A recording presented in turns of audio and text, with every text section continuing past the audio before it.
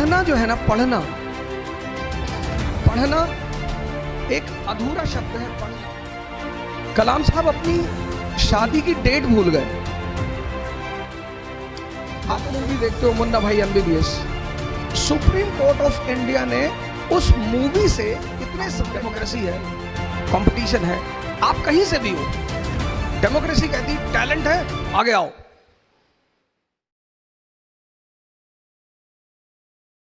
तो APJ कलाम साहब ने एक किताब लिखी, एक बार उस किताब को जरूर पढ़ें, इग्नाइटेड माइंड्स। मालिक का जो सबसे बड़ा तोहफा है, भगवान, खुदा, जो भी हम उसे कहें, वो है मन। Ignited minds. कलाम साहब किसी जमाने में एक पेपर वेंडर हुआ करते थे, अखबार बेचते थे, और अखबार बेचते बेचते प्रेसिडेंट ऑफ इंडिया हो गए।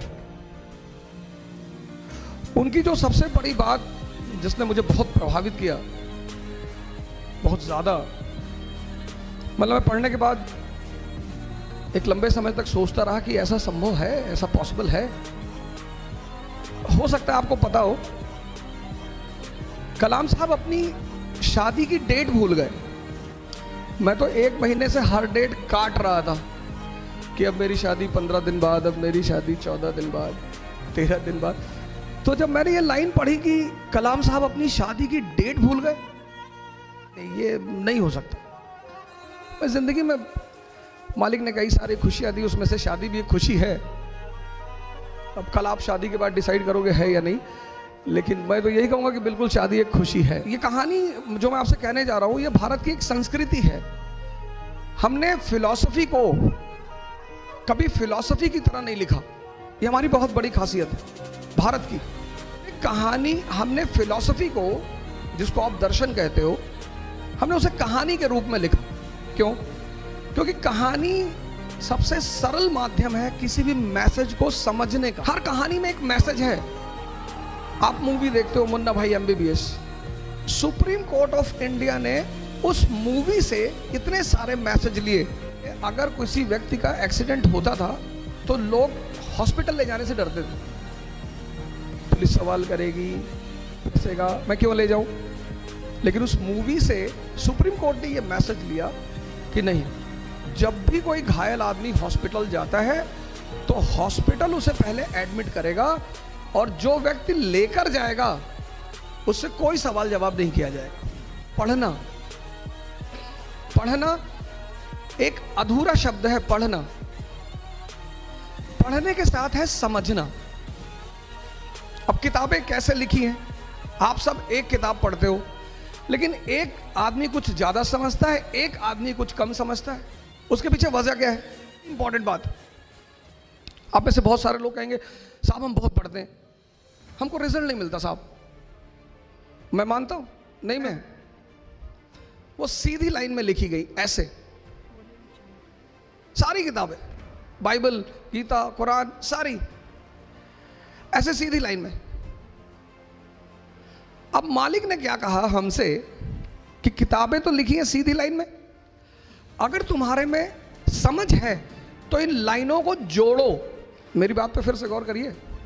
आप किताब पढ़ते हैं, आप में से बहुत सारे लोग उन लाइनों को जोड़ते नहीं, पढ़ते चले जाते, पेन ले लिया, अंडरलाइन कर रहे नहीं। जैसे मूवी मैसेज दे रही है, ऐसे वो किताबें भी मैसेज दे रही हैं। अब जब आप लाइनों को जोड़ोगे, अब लाइनें सीधी लाइन में है, अब आप लाइनों को जोड़ोगे, उन जोड़ने के लिए रुकना पड़ेगा। इसलिए हमने कहा अध्ययन मनन, पढ़ो और सोचो। तो जैसे आपने वो लाइन जोड़ोगे तो फिर आपको दोनों लाइन के बीच का संबंध समझ में आएगा। किसी भी चीज को सिर्फ किताब पढ़ने से कोई राजा नहीं बनता। दुनिया में एग्जीक्यूटिव का एग्जाम होता है, सैफिन साहब आपके सामने, जुडिशरी का एग्जाम होता है। पूरी दुनिया में कहीं भी लेजिस्लेचर के लिए कोई एग्जाम नहीं होता। मेंबर ऑफ पार्लियामेंट बनने के लिए किसी परीक्षा को देने की जरूरत नहीं है। मेंबर ऑफ लेजिस्लेटिव असेंबली बनने के लिए किसी एग्जाम को देने की जरूरत नहीं है। क्यों? क्योंकि जो राजशाही है, किंगशिप, वो समझदारी पे डिपेंड करती है, आपकी अंडरस्टैंडिंग। अकबर, आज तो डेमोक्रेसी है, कंपटीशन है, आप कहीं से भी हो, डेमोक्रेसी कहती है टैलेंट है, आगे आओ। इसको बोलते हैं समझ। और जिसको भी मालिक ने समझदारी दी, ईमान दिया, उसको तो उसने पता नहीं कहां से कहां पहुंचा दिया। आपने कहा साहब हम महाराष्ट्र से, हम बिहार से, अरे उसने कहा ये सब मत बोलो, टैलेंट है, सैफिन हसन हो, हां आगे आओ, नहीं है पीछे हो जाओ।